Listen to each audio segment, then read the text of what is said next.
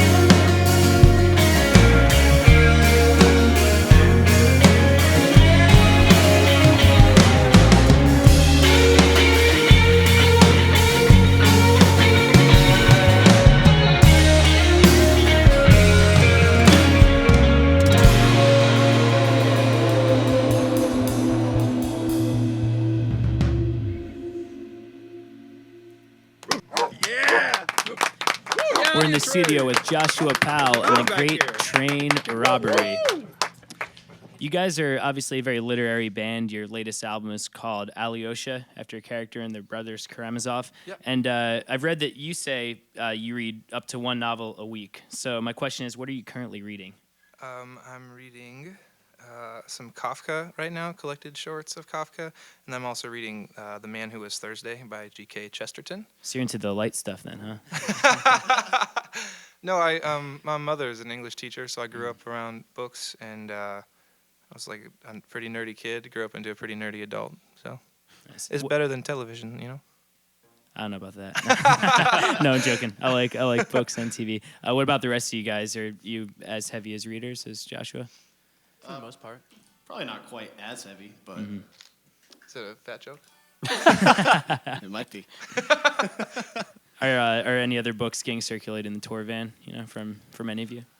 Not so far. I think Joshua was going to recommend some for me on our next big stretch. So We go to my house. It's like the lending library tour. We've definitely all been reading, though, like crazy. I know Ryan's made his way through the whole Walking Dead compendium, like the whole yeah, thing. Oh, nice. How many issues are in one compendium? there's 8 volumes, which is I think 64 issues. Dang. Wow. Yeah. Are you a fan of the TV show as well? Oh yeah, it's my favorite for sure. We went It to comes the, back like this next Sunday, I think. I think it's the 14th of February. I could be wrong. He Have went it to the marked on- convention in Atlanta, Yeah. like the Oh, the, Comic Con of Zombies. Or Yeah. whatever. Is it called was it like Walker Stalker What- Con or yep. something? Yeah. I used to work at Groupon, so I had to write a bunch of Nice, those for nice. zombies. Do you dress up as Rick or? I was the governor. Oh, nice. Man, did you have the eye patch and everything? Oh yeah, eye patch. I had a nice little fake gun and everything. And a comic book governor or TV show governor? TV show governor. Okay, that's good. The comic book one's a little bit crazier, I think. Yeah, he's a little scary. Yeah. Yeah. What about the rest of you guys? Are you comic book readers all, or stick mostly to novels? I dabbled with some comics this last year because I was listening. There's Glenn Weldon on NPR always says, I review novels and graphic novels. I'm like, why do you always say that? And then I realized, like, oh, there's an entire literary subgenre that's in graphic form. So I got online and like bought a bunch of pretentious ones, but it didn't really do it for me. Well, what were some of the pretentious ones?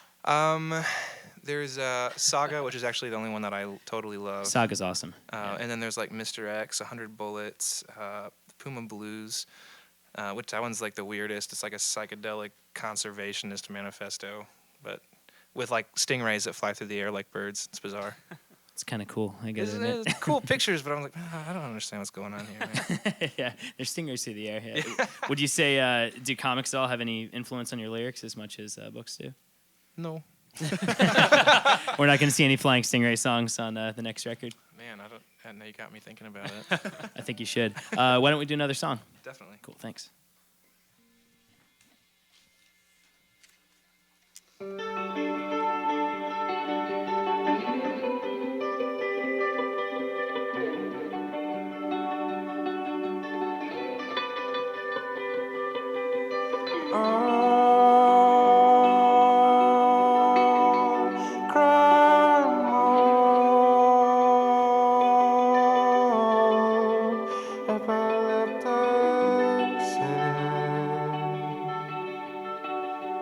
Auras in your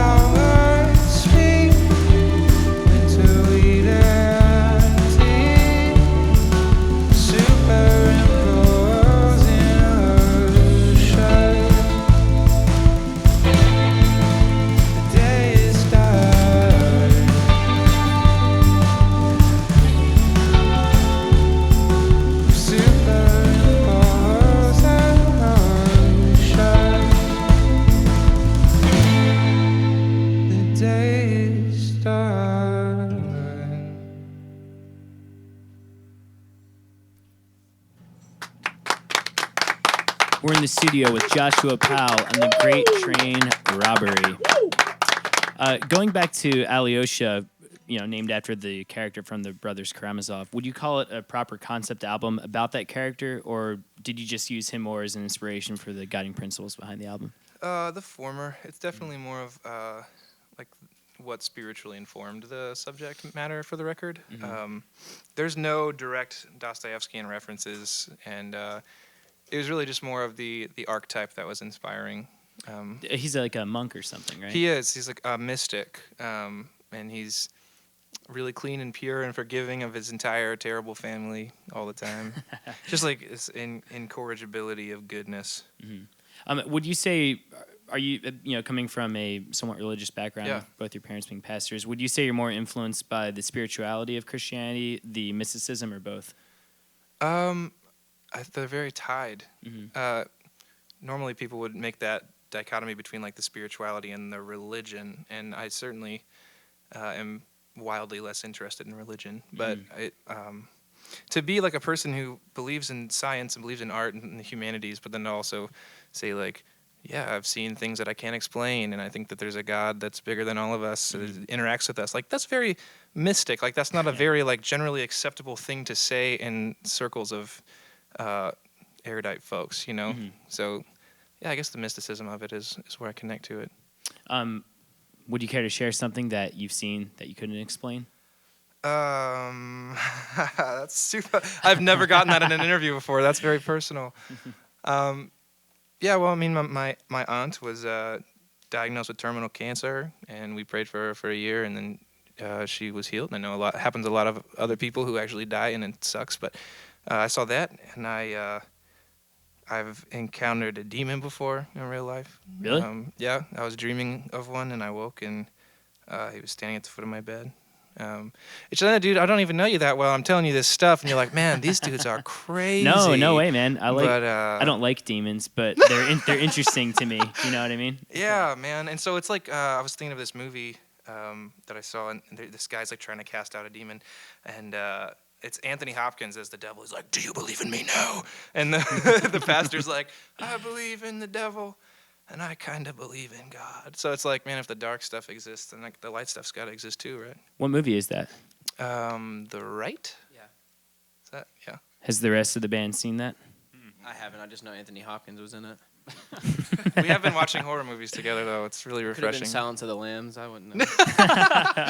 The Mask of Zorro. Yeah, we were talking briefly about the movie Creep before. Yeah. Have you all seen that? Yeah. Were you all pretty unsettled by it? Yeah. Mark Duplass, Dude, man, that performance is The Peach Fuzz dance against the door is like the most haunting thing I've ever seen. I vote that for the next concert you guys do, one of you wears the Peach Fuzz mask, or all four of you wear it. I would be able maybe. to focus. That would be awesome, man. Let's lighten things up, get into another song. Oh, jeez. Are we going into picked the wrong song to lighten things up. Are we going into a really dark one? Yeah. All right. Hey, let's stay in the dark then, man. It's nice down here. All Let's right. do it.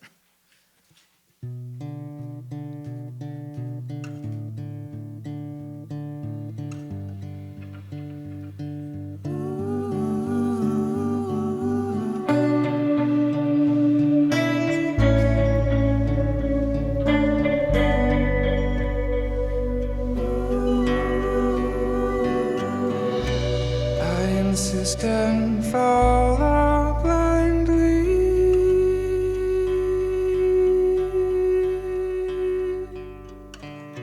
On the buckle of the Bible belt. With the two-bit axe in my back. My baby boy on my back, as I track you on Norman Tide.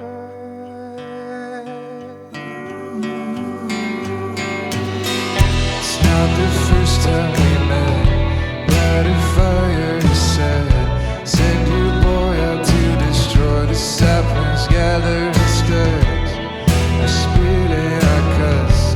I have issues with trust.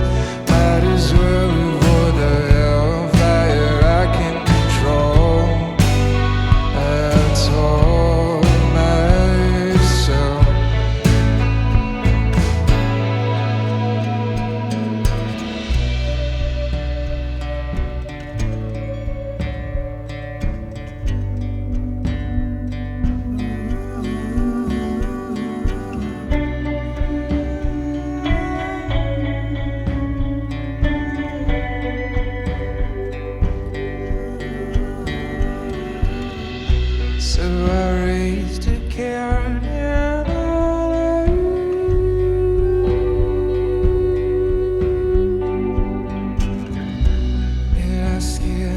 sky for Gabriel,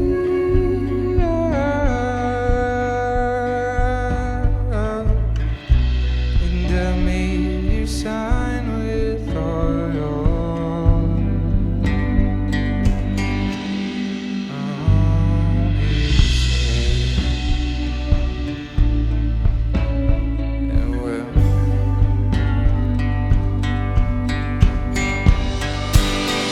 snatched a knife from my fist, checked me off of your list.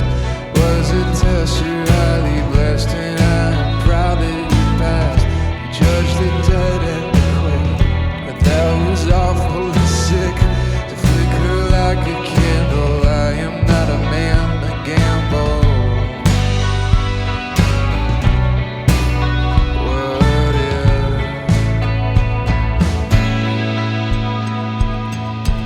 no rain came?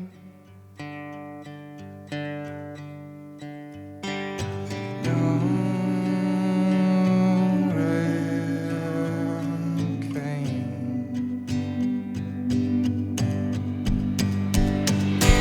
No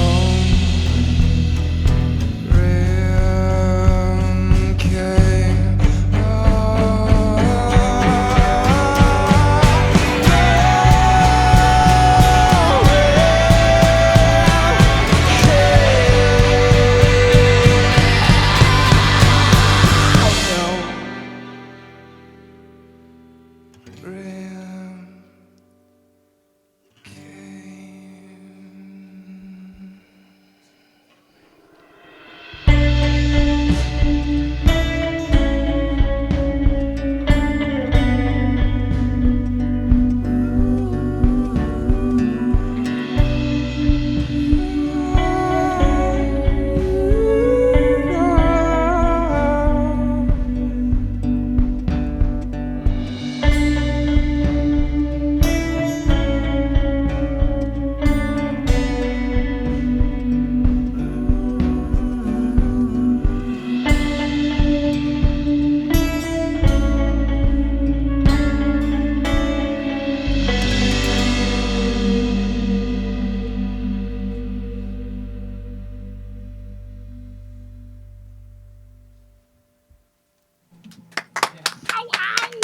We're in the studio with Joshua Powell and the great train Robbery. You guys are all from various states, and although you all are in Indianapolis now, in Indiana, Joshua, you grew up in Florida, as did I. As a fellow Floridian, what's your perception of the state, having now been out of it for a while, and like how has it changed from when you were a child? Well, my parents moved away from the town where I grew up, and the people that I was friends with the exception of just 2 or 3, have all moved on from there as well.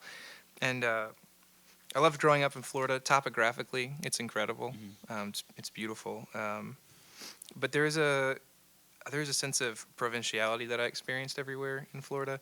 And I've joked before that there's 2 types of music. There's Jimmy Buffett dad cover bands, and then there's like Christian metalcore bands. And I was like, man, I don't want to do either one of those things with my life. So I love to go back and visit, and I do a couple times a year. But Indiana's my home now. Have you guys ever played Jimmy Buffett at all? Like, is that completely out of the question? Are we not going to hear Finn's or Margaritaville? We're not doing it for you. Oh, come on, please.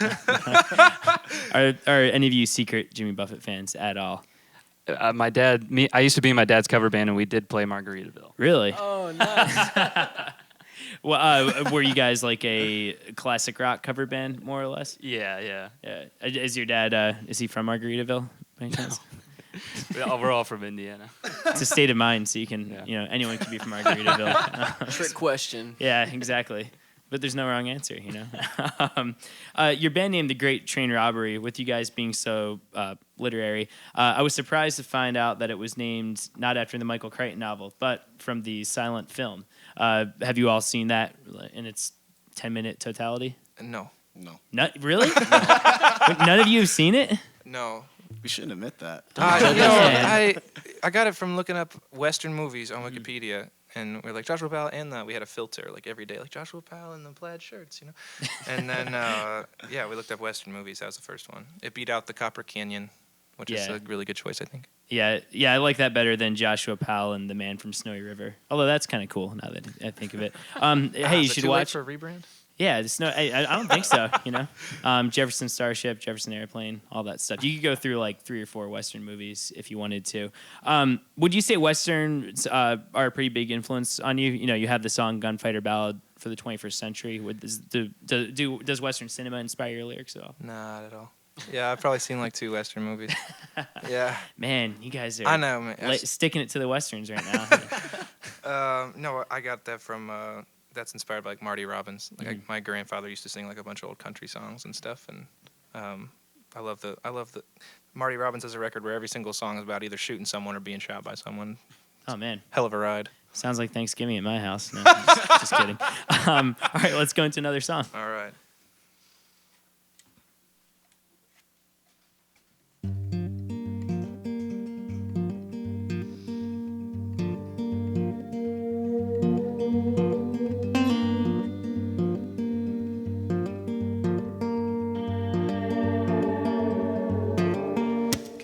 Snow, my bones are fairly shaken. The winter in its wake, and on the land I'm cultivating, and I watch a detonation of crows out of the doorway, where the leaves all quit attempting. The witch hazel is empty, just like everything is dead, exempting me.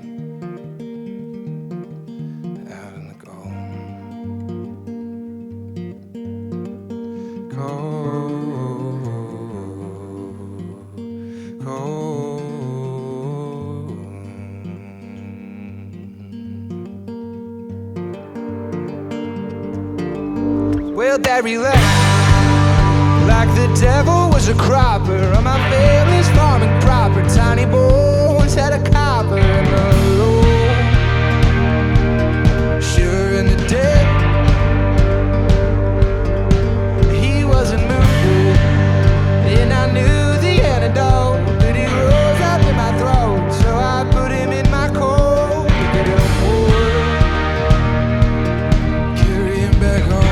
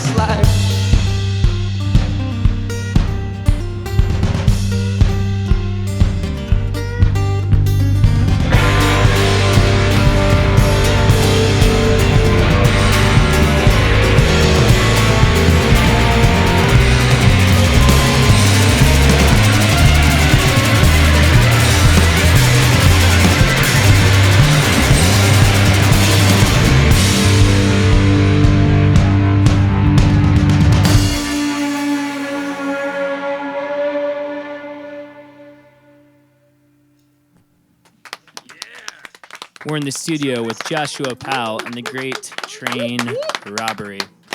One of my favorite songs on the album, which I believe we are hearing in just a bit, is Ernest Hemingway.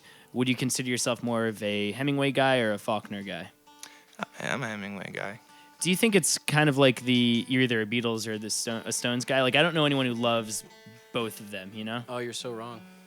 You said that. I mean, are you a Beatles or Stones guy? Oh, that doesn't matter for this conversation. But Yeah. the Hemingway Hemingway Faulkner. versus Faulkner. Yeah, they're two Yeah. totally different styles, which I guess similar timeline, but which you could compare to like the Beatles and the Stones. But like, oh man, I shouldn't have said anything. No, you shouldn't. No, we want to hear you. I went to school for English, so Yeah. I'm obsessed over this stuff. But like, their writing style is totally different. If you want like really, really like flowery, beautiful language, like you read Faulkner. Or if you want to read something that makes sense, you read Hemingway. I don't know if I agree with that, but Hemingway is like that wonderful, straightforward, like pretty matter of fact. But they're both beautiful in their own way, for sure. So you can be both. Come on. I'm going to take your advice, and I hope this has started a brawl between you two in the van later when you're on tour. There's not any room in the van. I can't fight. Well, next album, maybe you'll have a song called William Faulkner. But for now... That's what Adam's reading Faulkner right now. I wrote a song. It just didn't make the cut. Oh, really? Yes. Well, what a coincidence. Well, hey, you know what? It didn't make the cut, so we're not going to hear it now. Right. I think Hemingway wins, but there's room for both. Let's hear it. Ernest Hemingway.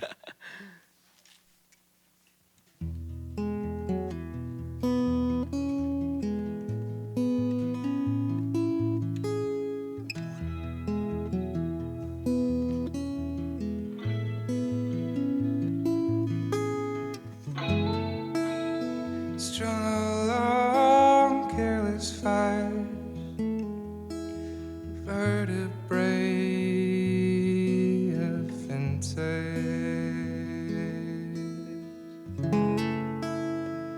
Lord of our inquiry, counterpoint of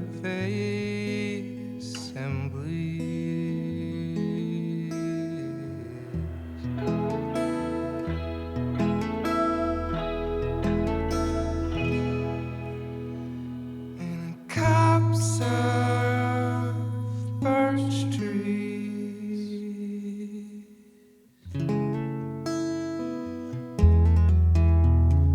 Dream of the sun and drink the snowman.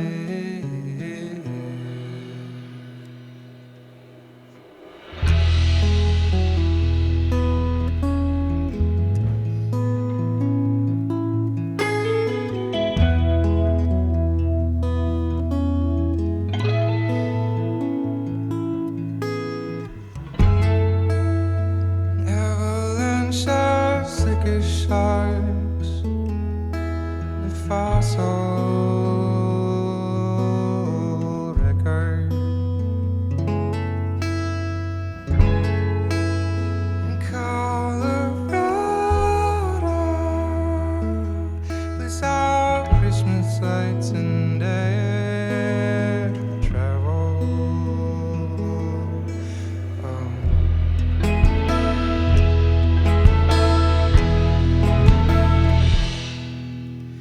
In a copse of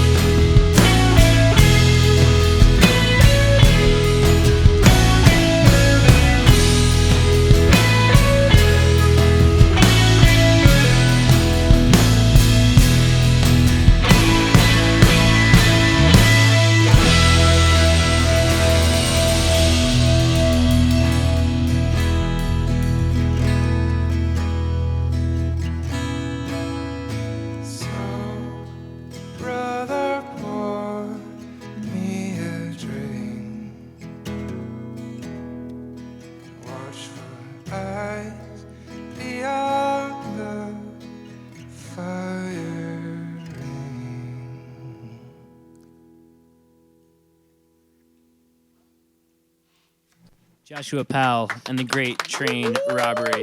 We want to thank the band so much for coming and playing for us today. If you're in the Chicago area, you can catch them tonight at the Elbow Room. The show is at 8 p.m. You can also support the band by downloading the session from our website or streaming it online. Send a shout out via social media to us or the band if you just want to connect. From all of us here in the Audiotree studios, thank you for watching, and we will see you next time. Thanks a lot. Bye.